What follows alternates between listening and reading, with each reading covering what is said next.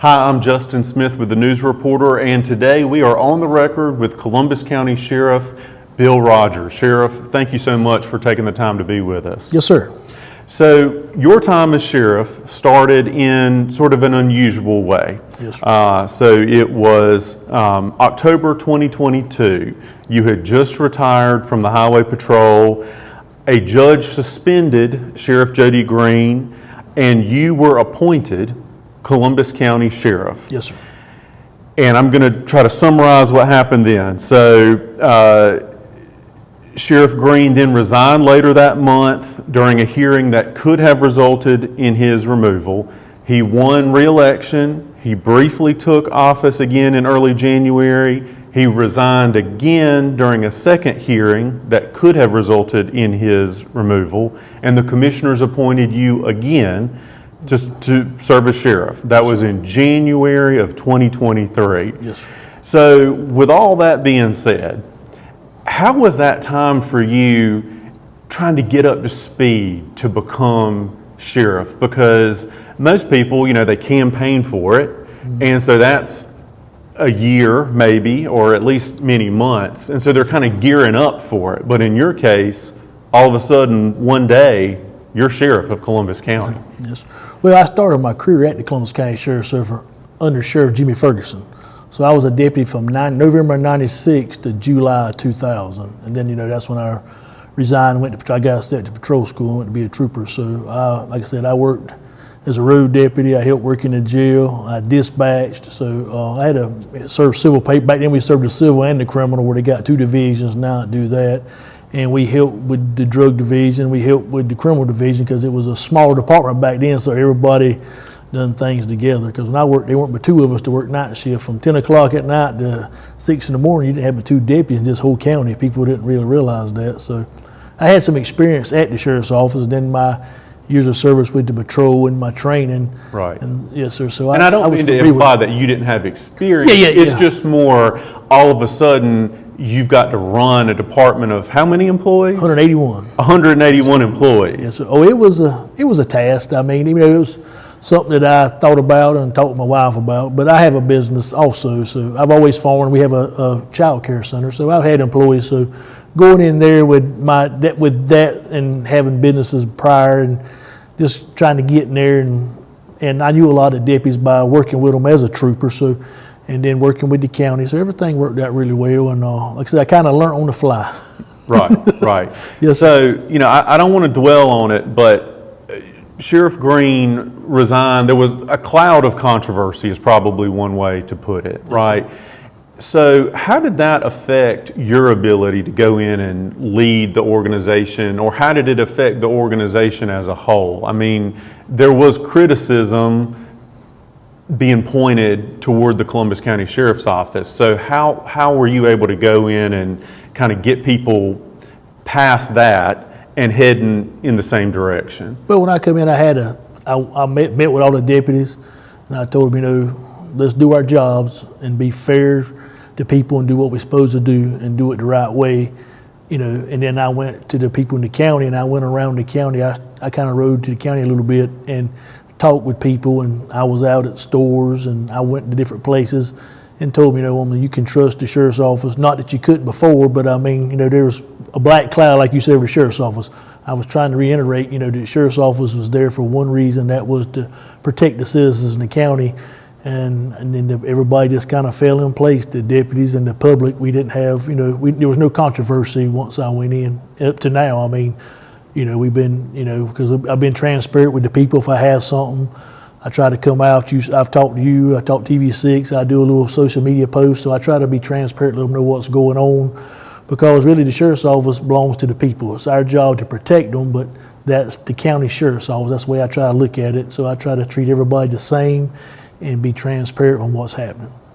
So, and you pointed out that before going to Highway Patrol, you did work at the sheriff's office. Yes, but when you, in October 2022, returned to the sheriff's office, all of a sudden, how would you say the Columbus County Sheriff's Office right now is different than it was when you walked back in October of 2022?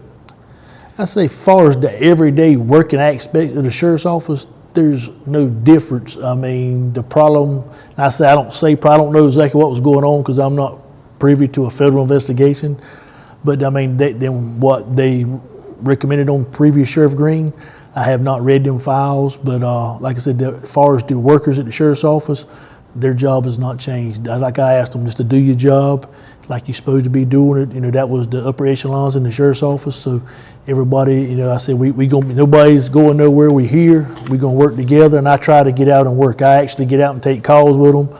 And I'm sure previous sheriffs has, but I actually get out and work with them. I work the weekends. I mean, this shift's shorter. If we need something, I help. I come to the jail. I mean, because I'm used to working, so I had, like you said, a lot of people prepare for sheriff to be the boss, and kind of, I come right off the road, right back to the road, so yes, sir. So I'm doing the leadership part, plus I like to get out and work with them, and I think that means a lot to you guys, that you don't mind, if you ask them to do something, if I do it myself, that makes them respect you, because I don't mind doing it also. Right. You mentioned federal investigation into Sheriff Greene. So in November of 2023, the Border Belt Independent and the Assembly, two media organizations, they did a story about local people who had been subpoenaed to testify in front of a federal grand jury. Yes, and so they reported that you were one of those people, Yes, and I believe they said 6 other Columbus County Sheriff's deputies. So that story came out in November 2023. Do you know the status of that federal investigation, and have you been called back up there? Are you able to speak to that at all? I've not been called back up there, and they've not reached out to me about where the case is at, what it's doing. You know, when I got called, they just kind of asked me my role in the play and what I seen when I got there. Basically, not going into it, and that was it. But I hadn't heard nothing about the investigation. They hadn't, come down and say, okay, we doing this, we're doing that. I haven't been contacted since I left there that day. Yes, sir. Okay, gotcha. Switching gears, as sheriff, what is the biggest issue facing Columbus County when it comes to crime? Our drug problem, because the drugs resorting to the stealing, to the homeless people. It's all. When you start getting to the picture of it, all comes down together. Because when they get hooked on it, then they lose their homes, lose this. They have to steal to get money. So most of the time, it all resorts back to it started from the drug problem. And that's just something we got to curtail. Like now, I have 5 drug officers. When I was here in the 90s, we had 5 drug officers. So we got, we need to move that up, because there's a lot. I don't get me wrong, them guys work hard, but we need to maybe grow with the times of the county, because it's there. It's coming, because things that when me and you were young, we read about upstates that weren't here, it's here now, and other things are steady coming. And one of the biggest problems I'm having now is these vape shops. The vapes for the kids wants to vape, And we've reached out to Brendan Jones and Charlie Miller from Brunswick County, trying to get up, because it's against the law to buy beer or alcohol, but it's for a kid, but it's not the vapes. There's no regulation on it because we hadn't had them. So we're trying to get some regulation on that and work on that stuff there, because that's really bad. The kids that's just been a big problem with the younger generation. So you mentioned that you have 5 drug officers, and that's the same number from a couple decades ago. Yes, sir. When you were at the sheriff's office. So Yes, this might be an obvious question, but what's standing in your way to increasing that number of officers? I got, like I said, 181 employees. And it's my obligation to put them where they need to be. But like we got civil, we have the patrol, we have the drug, we have the criminal investigators. So then the people just, getting more officers to come to the county now. I believe I got a vacancy, so there will be 6 now. Because like we have a TFO officer, he works with ATF, helps with felons with firearms. TFO is task force. First of all, he's right? a task force Okay. with ATF. He works the county, plus he works with the task force some, so that helps us out with carrying some cases federal, dealing with a lot of guns if we have a gun case. And we help other agencies, not just like the police departments in the county. We help them, if they have a case with a gun or with a felon. But I reckon, this is up to the county when we got to expand. Maybe I can get, in the budget, we just have to try to budget maybe for 2 more officers. And that's something we had talked about, and then the county's looking into it. So they've been working with me on it. They see the issue, the need for it too. But, all comes down to our budget. We got to make sure we got everything right. And that's a point that some people might not understand, is that the sheriff is an independent elected official, or in your case, at this point, appointed. However, you're reliant largely on Columbus County Commissioners to fund your office. Yes, sir. They have to fund it, yes, sir. Yeah. We get the budget together and turn a budget in. The budget goes in front of them, and we look at our needs, what our needs is and our wants. The needs actually come first, and then if you got some wants you can have to make things a little better at the sheriff's office. And I got to say the county commissioners here has been helped us all, they're very good to work with. They helped us all around. So that works out really good for me. But, it's kind of like a checkbook at home. If you don't have the money in the account, you can't spend it. And something that's kind of hurt us now, it's like we go back and ask for money. And I want to get that back. A lot of people realize it ain't that we're mismanaging, we run out of money. You can't fund for medical. We've had some inmates that's got sick out there. We've had to airlift them on a helicopter to Wilmington. So you can't fund for that. I mean, it's like we just got a hospital bill for the last 3 years. A guy they had that's a $400,000 bill. That was before my time, but he still had treatment because the charge, we couldn't let him out of jail. So they just sent us a bill for that because he just got sentenced and gone to prison. So now he's the state's responsibility, but he's been our responsibility to that. So that's a $400,000 bill you got on one inmate there, medical. And that's something the commissioners I can't budget for it. They can't budget for it. That's something we don't know when we arrest people. Just like our juveniles, we carry them to Blue Clay Road now because they can't go in our jail. But we carry them to Wilmington to Blue Clay Road to that facility. We have to pay to house the juveniles. We might have one in there, or we might have 15 in there. So that's hard to budget for. So sometimes when we go back and ask for money, it's not that we had the money with budget. That's extra money that was not relied on the budget that nobody can budget for. I mean, right, it's neither, unforeseen. Yes, unforeseen money. So. And so that was one of the points that Captain Robert Creech made to the county commissioners in November. He gave a presentation about electronic house arrest.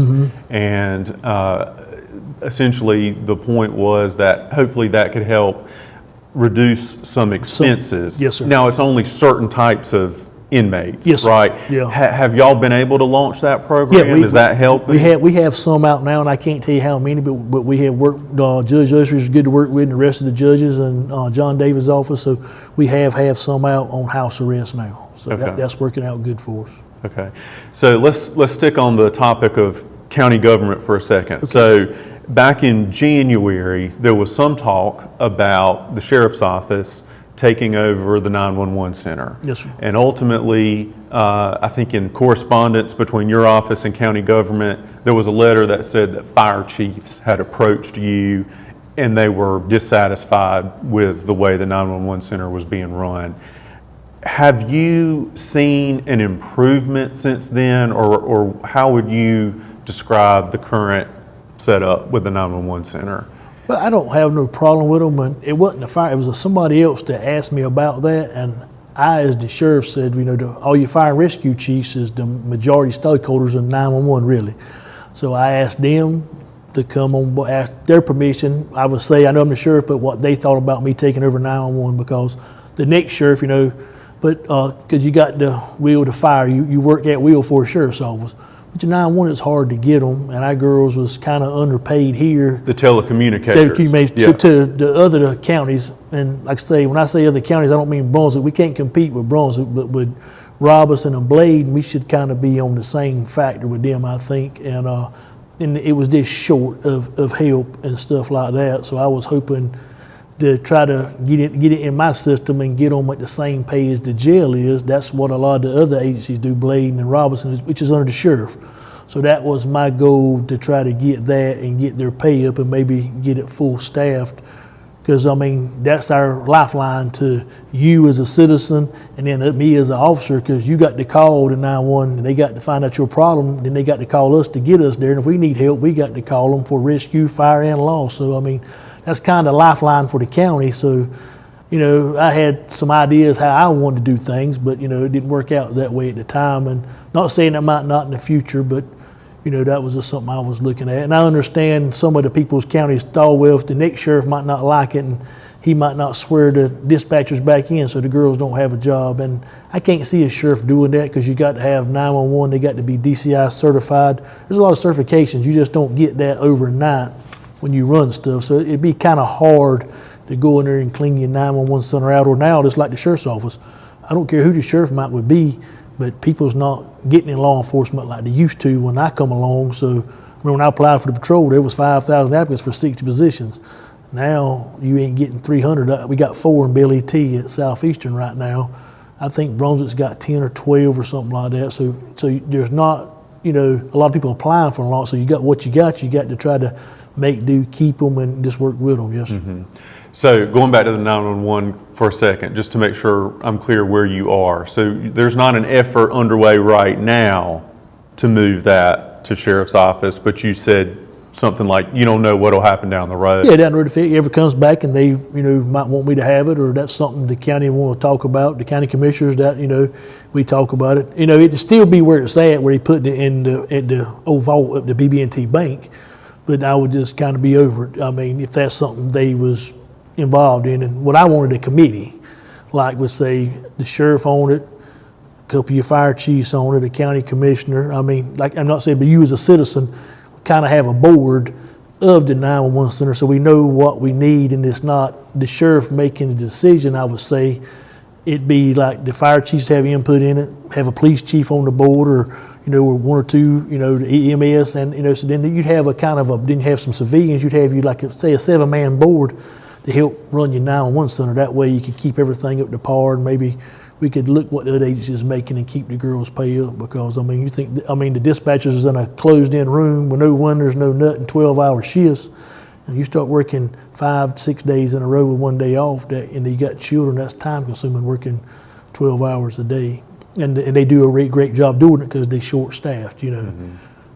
So we did see under the previous sheriff the animal control move from being its own freestanding county department to a part of the sheriff's office. Yes, sir. How has it been to oversee animal control? Do you think ultimately that was a good decision to put that under the sheriff's office? I do, and a lot of counties has followed, been doing that. I mean, and I hate to say it this way, but that is a big thing around. I mean, I would say some people really rely on the animal control more so than they do, a criminal activity, because people's animal lovers. But when I got there, I've spent right much money getting it up to par where it needed to be. There were some different things there, and my last inspection was like 2 weeks ago. They said it's the cleanest and smelled the best. I mean, we've changed some protocols and done things. Not that theirs is wrong, but I called the state in and said, okay, what I need to do. And the lady said, need to do this. So you take the money to do it, but then again, what we got to look at, nothing at animal control, it makes no money. It's just, that's just money to, you're not going to make no money with the animal protective services. And we got some horses a while back, so we had to make sure they were checked out by the vet, their feet was turned back, no food. I mean, they was very, you could see the ribs and stuff. So, so we had to be approved by the vet before we could send them to a rescue home.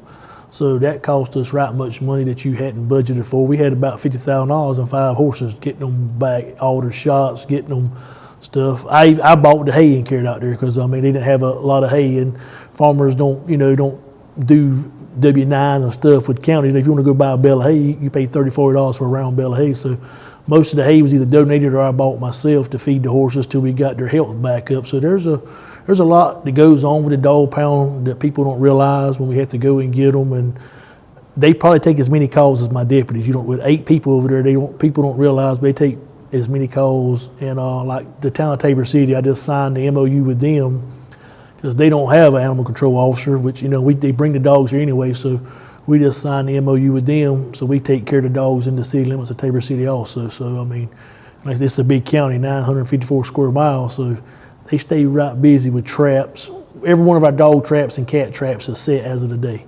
If we had some more, we could set them, but you figure a dog trap's $500 and a cat trap's $150. So it don't take long for the money to go up in that. Yes. So one of the kind of high-profile actions from the previous administration was some of the federal surplus equipment that was obtained, including helicopters. Yes. Now, y'all have gotten rid of the helicopters, yes, right, for lack of a better term. Yes, well, Berners Wilkins, sheriff in Robinson County, he had a pilot We don't have a pilot. You had to pay somebody to come, so he's got a pilot that would furnish it. And since it was a lesso, I could transfer it to him. And like I say, if I've needed him with the helicopter, he's come. He's got some pilots that's fueled up and ready to go. They'll come at our disposal. It's like if we had it here, but then we had, I hate to say this, but we don't have no money invested in it now. But but he got the helicopter, he's got it painted, and he has a pilot. There's a lot of upkeep to the helicopter, and then you got to find somebody to fly it. But now we had some kids missing at the Boys and Girls Home, and Brunswick County come, appreciate their help. But the best thing we had was the drone. A drone is, to me, I'd rather have 2 drones than I had a nice helicopter, because you can fly, you can see. I mean, they've got some nice drones out now for missing kids and elderly people with dementia and stuff. The drones, it's quiet. You can zoom in. At nighttime, it's hard to see through the canopy with the helicopter, unless you got that high dollar infrared. But the drones has got it, and it don't cost that much. And so, like Whiteville Fire Department's got one. Hal Louder, he's at our disposal. If we need it, he'd be calling me if he hears something on the radio. So he's very great. He comes and helps the county if we need him. We have a smaller one, but in the prison, they'll come and help us. So the drones do really good. So let's look ahead. So you have said that you are planning to run for election. Yes, sir. And so that is more than a year out. It's November of 2026. Yes, sir. However, you would have to get through the Republican primary next spring. Yes, sir. And so at what point did you decide that you wanted to continue in this job rather than just fill out the term from the previous sheriff? Well, I tell you, I had it in my mind when I retired from patrol. Because like I said, I've always farmed, and I was going to come home and enjoy the family farm. But when I got pulled back into it, you might say, or on my own, and helped out, working with the guys and helping with the county, I think I've done a lot since I've been here. Like the schools, we were sharing resource officers. I have got the county to get me up. I got an officer in every school now, something that wasn't here previously, because I think that's the future of our county, so we need to protect our kids. And little things that I put in place, my decisions might not be the best decision to somebody else, but I think I'm trying to do what is right. And I asked for advice from other sheriffs. I talked to the people in my department, and just working with the guys, we've got a bond there. And so I would like to continue my success, because in my opinion, we hadn't been in the paper, we hadn't been blasted on the news. We've been doing our job. There's no, so we've been everything. To me, I think we're doing a great job. What my deputies are, so we're doing what we're supposed to, and I'm trying to lead them to the best of my ability, the way the good Lord lets me. And I ask His guidance every day. So that's and I talked to my wife about it when we started talking about the re-election, and me and her sat down and talked about it, and I decided to do it, and that's something I'm going out wholeheartedly. And I do want viewers to know that we are going to invite the other challengers between now and the election. So there's Chadbourne Police Chief Ken Elliott has said he's going to run. Joshua McPherson, who resigned from the sheriff's office in 2023. He was a lieutenant. And then Josh Harris, who's a former law enforcement officer, a current member of Whiteville City Council. Why do you think that you should be sheriff and not one of the 3 of them? Well, I mean, I've got more experience in law enforcement than all of them. Than every one of them put together, really, as far as my experience in law enforcement. I'm a general instructor. I teach at the college. I'm a specialized driving instructor. I've taught officer safety. I was a collision instructor for the Highway Patrol. So I've had a lot of background in teaching and stuff, and then a previous deputy and plus retired from patrol with my experience. And all them's great guys. I work with Ken Elliott on a regular basis now. Me and him still have a friendship. That's his right to run for sheriff, but we're not let that come between us. And I wanted to ask you about that. I mean, because like I said, there's many months between now and that Republican primary next spring, and Chadbourne PD and the sheriff's office historically, have had to work together. So any issues that you foresee there? So we met at the Strawberry Festival. I mean, he'd already come out. Me and him met. We had officers there. Me and him worked together. It was a great event. We had no problems. And again, we still all had the same idea to protect the public. So, we put the politics to a side and we done our job. And that's what has to be done. and we got to be friends because we got to work together. That's something I don't think was in this county. Since Paul Rockenbach's come back as the chief of Whiteville, we've started once a month now. We sit down and talk. All the chiefs get together and the sheriff, and we had John David, we had the FBI and SBI and ALE. We met at Violent Station. We're going to try to do a luncheon once a month. We might not have all them, but amongst the police chiefs and the sheriff, because we got to work together and to keep our county to a better place. And like I said, Josh Harris, me and his friend, Josh McPherson, he's a farmer like me. I have no, we speak when I see him, we talk, we help cook some Boston butts for a little girl that has cancer together a while back. He cooked some and I cooked some, and we got them together. So, we all still work together. Just people's got different views, I reckon, how they would want to run the department. And when it comes to the experience, and I think we're doing a good job, we're solving cases. We got guys on the road. I just think I got somebody in every school. I'm very partial to the schools, and I went to the county commissioners this here too also. Our athletic pros on our schools, okay? If I had to have deputies for football games, the basketball games, stuff, well, that comes out of the gate money. And I didn't realize that till I become the sheriff. The schools that comes out of their gate money. So that's what they buy their equipment with. So I went to the county commissioner, I said, listen, middle school games, you don't have a lot of people there, parents is working. High school games is a little different, especially if they're winning. I said, but we have to pay time and a half because the SROs worked all day or the deputy, so we might have 4 at this game, we might need 6 at the next game. It's a big rivalry game. So they give me, I asked for $100,000, I figured out what it cost me to work the ball games, and it was right at $100,000. So they give me $100,000 in the budget last year, and it's supposed to be in the budget this year. The county commissioners. The county commissioners that pay the officers to work. So now I work all middle school games, don't charge the middle school for nothing. They're like no little dances, nothing that happens in the middle school. At the high school at the ball games, we charge half price with the money they give me, so half price. So it cut all their games to half price to the officer, and that's with 4 officers. If you tell me we need 6 at the white football game, the other 2's on my dime, not that dime there, because I got that money from the county to help put them there. So I'm gonna put enough there to keep the ball game safe as I possibly can. It helped with the school. So that was I sat down and talked to them, explained to them what I wanted to do and what was going on. Because I'm on sport, I used to enjoy baseball and football myself, so, and all of them agree with me. So I got a good relationship with the county commissioners. We talk, we get along. If I want something, I go to them and I try to explain it to them. And everything that I sit down and talk with them about, like me and you, and I show them on paper, explain it to them, they've tried to work it out and let me have it as much as what we can get done in the county.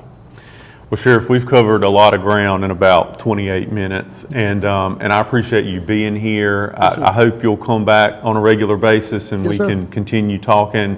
Thank you very much. Yes, sir. Appreciate Thank you. it. And thank you for tuning in to this episode of On the Record. You can see an archive of all of our past shows at nrcolumbus.com.